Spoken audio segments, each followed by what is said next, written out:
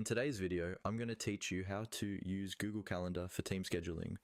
We'll walk through setting up a shared team event and inviting your teammates so everyone stays on the same page. Make sure you're signed into your Google account and have Google Calendar open in your browser before you begin. First, look for the Create button, usually found on the left side or at the top of your Google Calendar. Click on Create. This is where you start building any new appointment or meeting. Taking a moment here ensures you're creating a proper event instead of just dropping something on the calendar without details. Next, in the menu that appears, select Event. Google Calendar can create different things like tasks or appointment schedules, but for team scheduling, you'll want a regular event.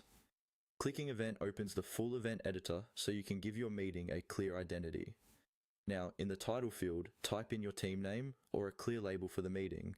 For example, you might write something like Marketing Team Weekly Check-In or Project Alpha Stand-Up.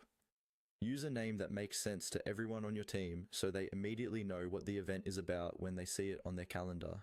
Once you've named your event and checked that the date and time look right, go ahead and click Save. This creates the event on your calendar.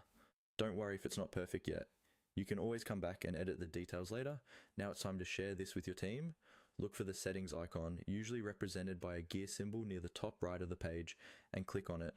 This opens a small menu of options. From that menu, click on Settings again. This takes you to the main settings area where you control how your calendars behave and who can see them. On the left side, you'll see a list of your calendars. Select the calendar where you created the team event.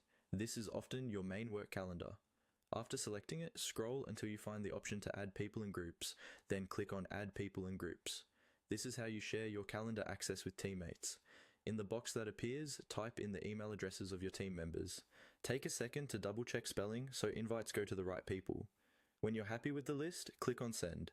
Your teammates will receive an invitation and, once they accept, they'll see your team schedule on their own Google Calendar.